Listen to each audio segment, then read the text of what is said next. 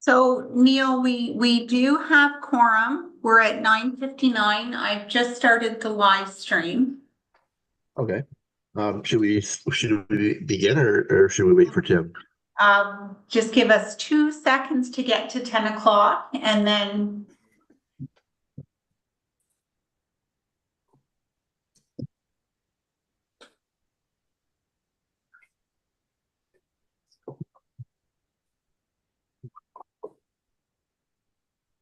Okay, you're at 10 o'clock, Neil. Right. Welcome everybody to this fine sunny morning. I'd just like to call the meeting to order, and I'll just start by reading this little piece here before we get started. We begin this gathering by acknowledging and celebrating these traditional lands as a gathering place of the First Peoples and their ancestors who were entrusted to care for Mother Earth since time immemorial. We do so respecting both the land and the Indigenous people who continue to walk with us through this world. Today, the county is committed to working with the Indigenous peoples and all residents to pursue a united path to reconciliation. I'll just move on to point 2 then, adoption of the agenda. So that's the agenda for today, April 30th. Can I get a motion for that? I will. David? Yeah. And just in a second. I'll second. All right, all in favor? All right, 3, disclosure of any pecuniary interest or general nature thereof. I don't believe we have anything under that. Adoption of the minutes from January 27th. If there's no changes, can I get a motion to accept that? I can do that, Neil. Bill? Oh, okay, Bill. Okay, and in a second. I can second. Okay, and all in favor?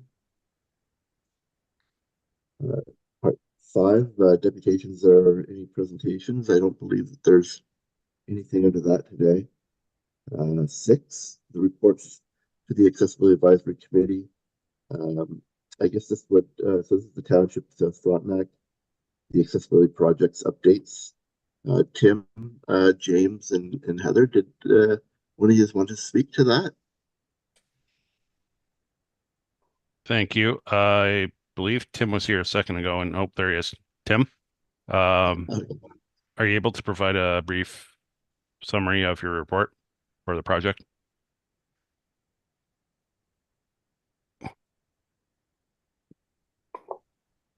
Can you hear me? Yes.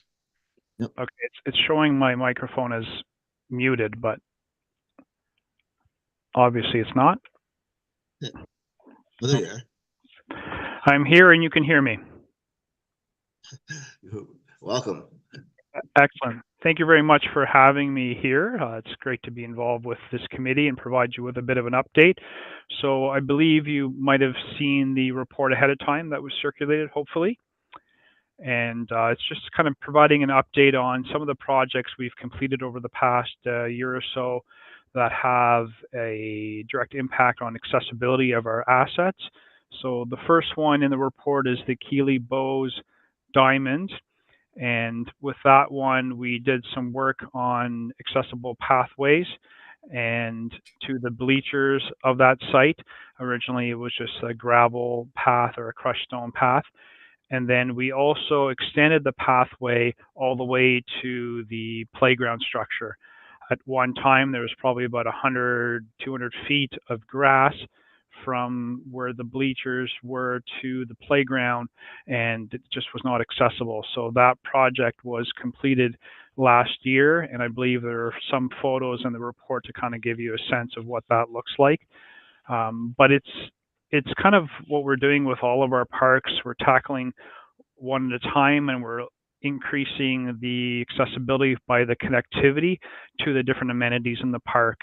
The next one in the report is the Centennial. Sorry, just quickly, the pathways, what are they constructed out of? Sorry, I didn't see the pictures. Is it like an asphalt or gravel?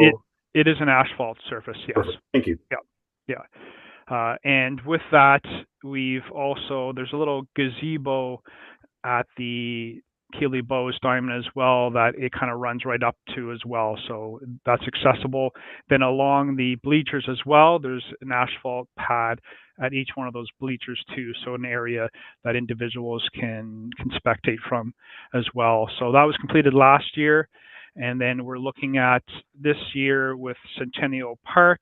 We're just in the process of finishing our fully accessible universal washroom at that site.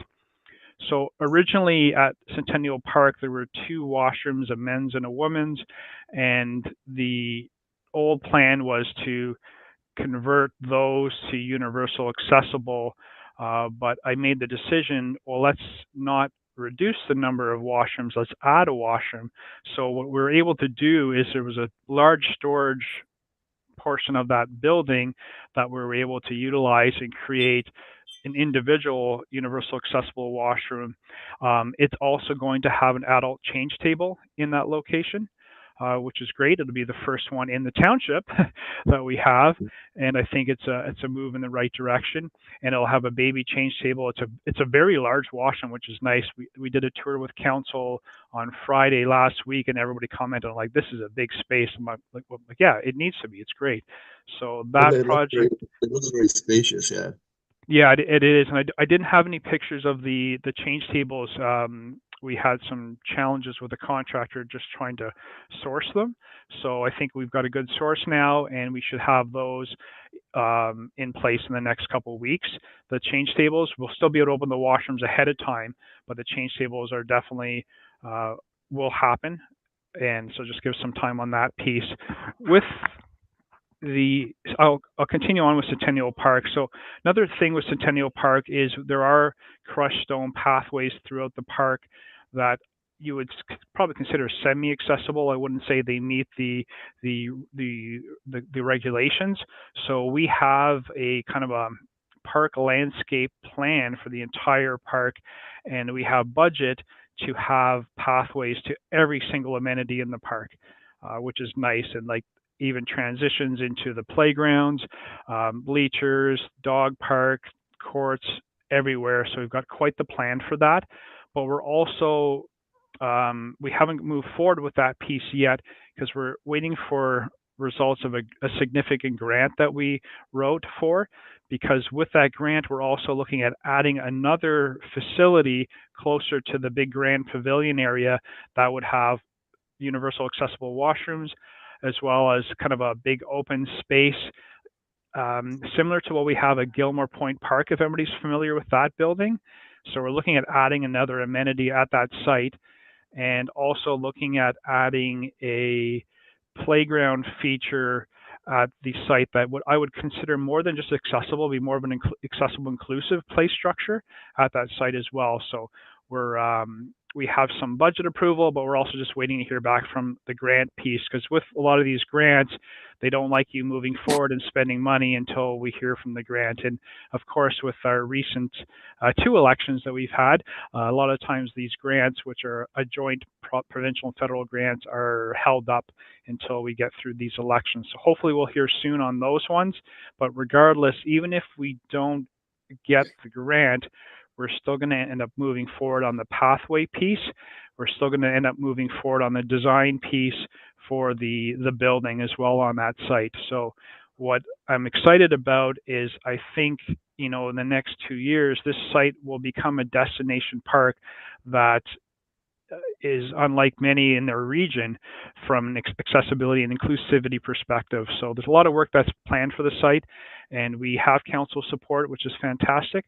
But like I said, we're tackling each one of our parks and improving upon where we're at, because we know that even, for example, like we have a lot of playgrounds in the township, and in the past, the idea was instead of having the wood chips move to a rubberized surface, which is great, but if there's no pathway or connectivity to that structure from a parking lot, then it's not accessible. It doesn't meet the needs of our community. So we've kind of put a stop on just creating these rubberized surface if you can't actually get to them, such as the one at Keeley Bowes Park. It had a rubberized surface for many years, but you had 100, 200 feet of bumpy grass in order to get to it. So we've kind of changed how we're approaching these. The other one that we're working on this year that should be completed in the fall is at the Sydenham Point. We have 2 washrooms. We have 1 washrooms with double accessible universal access. Then there's one up by the canteens that are not currently accessible. So we're going to be renovating those washrooms. So we're just working on the design piece on that and putting that out to tender in the next couple of weeks. And hopefully that'll be completed by, well, it will be completed by the fall on that one. So that's kind of a quick update on what we have going on here. But as I've mentioned, we're tackling each one of our locations and increasing accessibility. Just a quick question on top of that's really excellent news. I mean, these are things that our family's been asking for years. I know you've probably talked with my partner, Kate Jocelyn, and involved with the Inclusive Play Project in Kingston. So really exciting news. I did have one question about parking at these facilities. Is there plans to, put proper designated painted spots with signs for vehicles that might be transporting people in wheelchairs? Absolutely. Great question. I'm glad you brought that up. So definitely at Centennial Park, working with our technical service department, and we have in our landscape park plan, we have that, designated parking, redoing the parking, even there's some weird bump outs that exist at that park too, that we're looking at removing those and being able to have fully accessible parking where people can get open doors, get out on either side sort of thing. So that's definitely in the works, and it's in the plan for sure. Yeah. Mr. Chair, it's Bill. I had a question for Tim, if I could. Tim, Bill Saunders, the work that you're currently doing, did you get a grant for that? I know you mentioned about a pending grant for further work, but how are you funding the work that's been done so far? Great question. So currently, the work that's been completed so far, has just been through our capital projects funded by the taxpayers, of course. Yeah. Thank you. It's nice to see the walkways being done with the asphalt too, because I know just as a wheelchair user myself, I don't always have my power chair when I'm going somewhere. So the asphalt pathways that sort of connect everything are to me anyways are important. If I want to go sometime when I'm out and I'm just not in my power chair, those pathways make it a lot easier, from a manual wheelchair perspective. So yeah, that's great. I do have a question about the washrooms. So those accessible washrooms, especially the ones at Centennial Park, that'll be really handy. I'm glad to see that. For something like Canada Day, for example, would they still be putting like porta potties in as well, just to sort of handle, because obviously there'll be a much bigger demand for washrooms for certain events.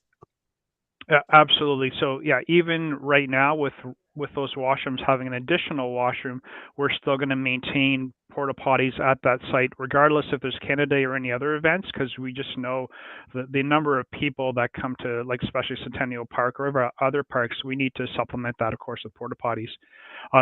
And going back to your comment on the pathways, I agree with you 100%. Even though a crushed stone meets the accessibility requirements, I don't feel that we want to go beyond that. We want to make sure that, like the asphalt pathway, I agree with you 100%. They're more accessible, and that's the direction we're going with for sure. Yeah, no, it really adds to the inclusiveness of the township for Absolutely. people, and yeah, that's great to hear. Okay, were there any other questions for Tim from anybody? Yeah, well, thanks a lot, Tim. That's great. That's a great report. Thank you. I'm always willing to come back and speak to the group, either virtually or in person. And, happy to hear from you individually as well. If you ever have any questions or want updates or want to take a look at a site, I'm always available for sure. Yeah, I think it'd be great if you do start or when you find out about funding, or if it does go ahead, that when you're planning out the play structures or other things, to bring it to the committee to get some input would be fantastic. Yeah, absolutely. That's I want to make a point of that, engaging with the committee more for sure. So hopefully we'll hear back soon on the funding piece, but regardless, there's stuff that we're going to move forward with, regardless of if we get the funding, and we have a commitment from council to do so as well. Excellent. And like Pat said, too, I mean, if the committees, I know I'm available if you need someone to come out to a certain location just to see how things are going. If you need a perspective from a wheelchair user or something, don't hesitate to reach out. For sure. Wonderful. Thank you. Great. The second thing under reports. So I believe the next report is mine, Mr. Allen. So it really is just an update report on what has been happening at the county since the last meeting. So some of the things that we update the committee on a regular basis is, of course, the KMP Trail, which is our big project that really services the entire community. So a couple of things there. The first one was that council did authorize us to go ahead and proceed with the application of a grant to improve the signage. So as you can see there in the report, there's some pictures of what the signage will look like. It's much larger, and it's wayfinding signage that will meet the requirements under the AODA. The other one in terms of updates for the trail is the Eastern Ontario Rail Trail Loop Marketing Readiness Assessment. So this trail loop really is focused on bicycle trail development, not motorized trail. There's been a lot of discussion, even at the Planning and Economic Development Committee, as to whether or not the trail is going to become fully allowing motorized vehicles. So at this point, they're not allowed. So that trail loop is really focusing on bicycles. And then last there, the committee, if it will recall at its last meeting, Mr. Allen did bring to the committee some proposed changes to the trail bylaw to incorporate provisions around e-bikes. So council, I just wanted to update the committee that did as well go to the Planning and Economic Development Committee, and it has been fully approved by council. So at this time, the e-bikes are not allowed on the trail until we learn more about them. And then the last piece there that I did want to update the committee on was Fairmount Home. So Fairmount Home is a long-term care facility. So probably 100% of the residents there are living with some form of a disability. So some of the things that they've been upgrading the home with to ensure that people are able to get around a little better. The one thing is that the carpet has been removed. So it not only is a requirement for the iPad, but it also helps residents get around much easier who are using those mobility aids.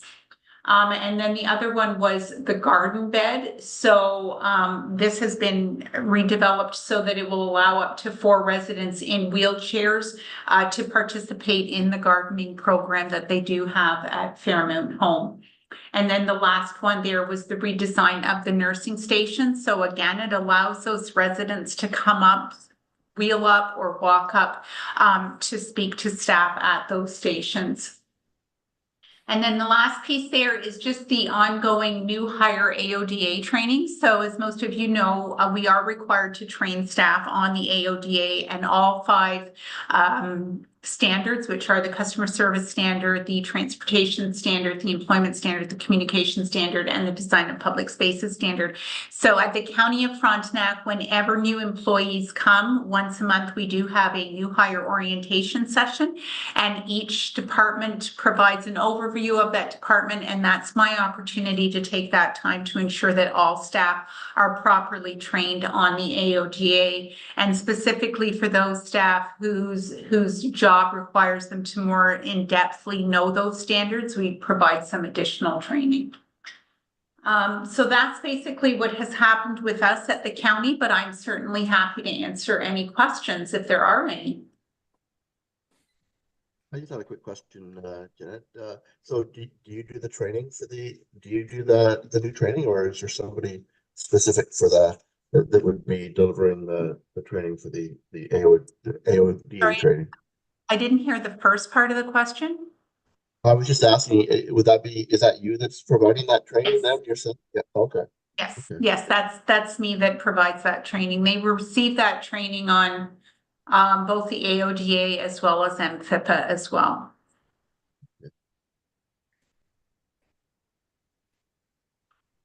Are there any other questions then for Jeanette? Sorry, okay. I just had, so there is talks about opening up the entire KP trail to motorized vehicles, though? Is that what I understood?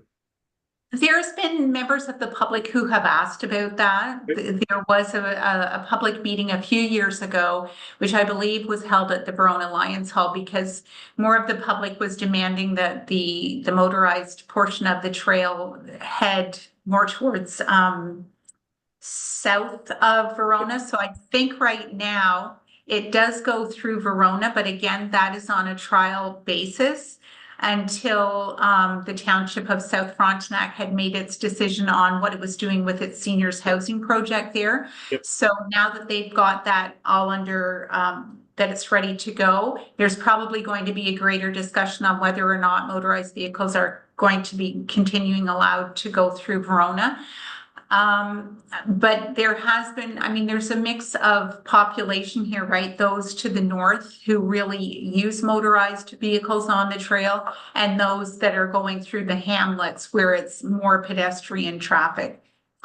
So, but anytime, so there's been no decision yet. Council has sort of made the decision that when we're going south of Verona or through the hamlets, that they don't want the motorized vehicles on there.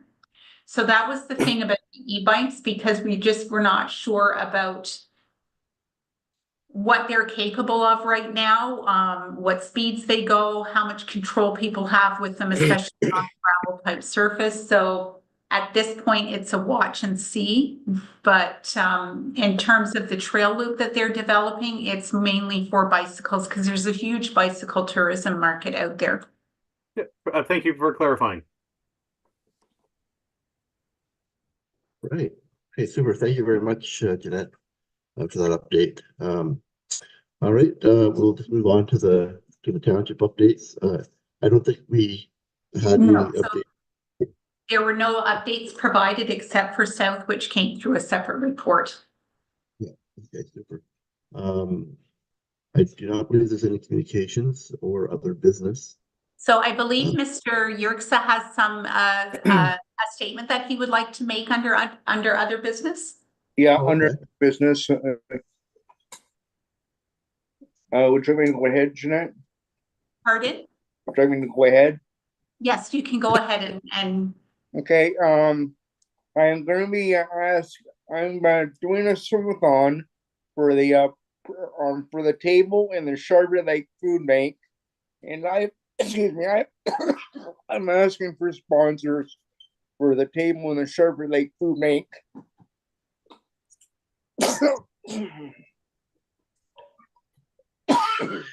Sorry, Jeanette.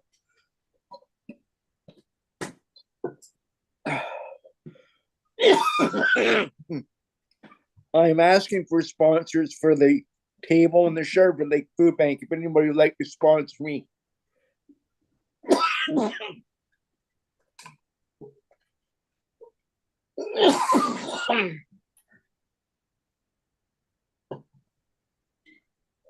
I'm asking for sponsors for the table and the Charlotte Lake Food Bank. If anybody would like to sponsor me.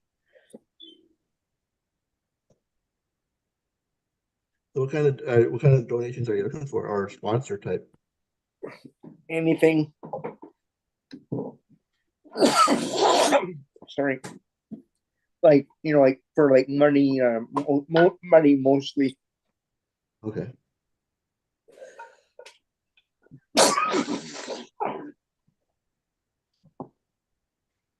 So this is for the table in the Sherbet Lake Food Bank. And David, please take your time. The looking for monetary donations to support them, and then how is the best way to sponsor this effort? I I've got a sheet on the table or on my sheet of paper. It's got the little logo on it. You know, like how you do like an e-transfer. And I can get that in a second. And this is like an ask to the committee specifically, or Jeanette, is there any way you're able to circulate like more information about how to support David?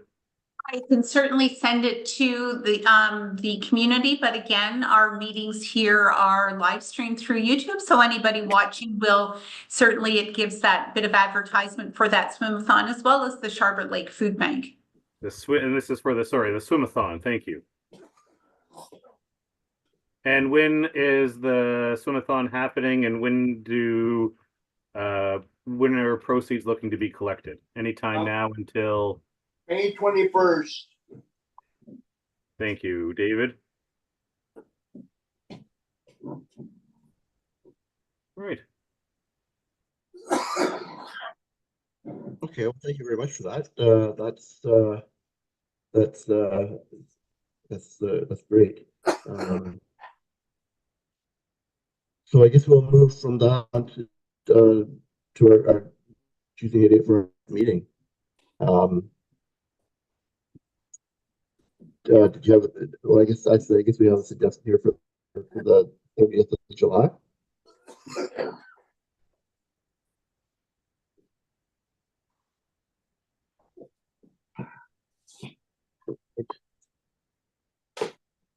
And that's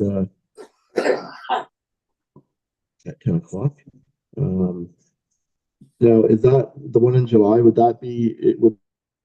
So those were the dates that were set at the January meeting. If you'll recall, the committee had asked staff to sort of work jointly together to see what the best dates would be for committee meetings. So they were set for the year. The next one is scheduled for July the 30th. And if you just give me 1 second, I can let you know when the other ones were scheduled. So,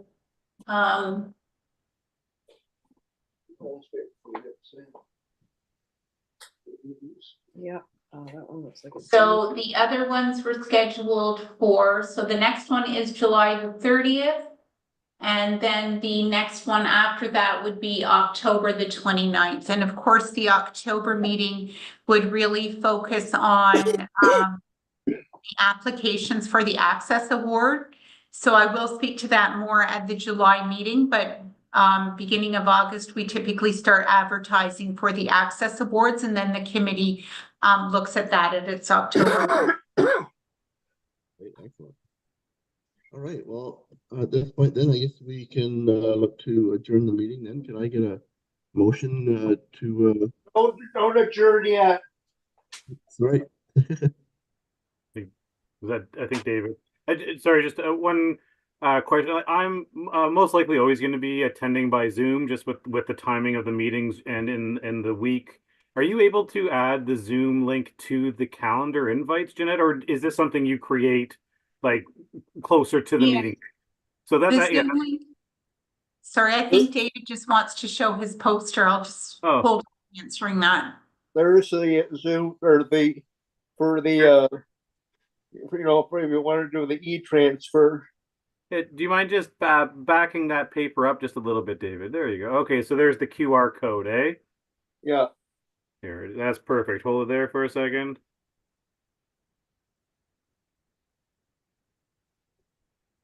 So David, as well, would it be possible for you to email me that or get Anne to help you email me that, and I can send that to the committee as well? Yeah. I'll try and get her to do that today for you. Thank you. Sorry, and Pat, I totally forget what you just asked me. Oh, just about when it comes to Zoom links Oh, for the the meeting, Zoom, you're right. you're creating them like relatively close to the meetings themselves, right? Yes, so Yep. whenever, so it's a specific Zoom link for each individual member. It just allows you a higher rate of participation at the meeting than if we just send out a generic Zoom link. So I will, whenever I send out the agenda, I always send out that note that please let me know if you had needed the Zoom link, but I can certainly send that to you as well. I'll be more diligent when receiving those in the future. No too. worries, no So worries. thank you. All right, well, I guess we'll look then at adjourning the meeting. If I can get a motion, okay? I'll Pat, give a motion. okay, Pat, I'll- and I'll- a seconder, David, okay? And all in favor then? To adjourn that? All right, well, thank you, everybody. Thank you. We will see, if not before, on in July. Thanks, All Neil. Here, Thanks, Neil. Bye bye. Thanks, everyone.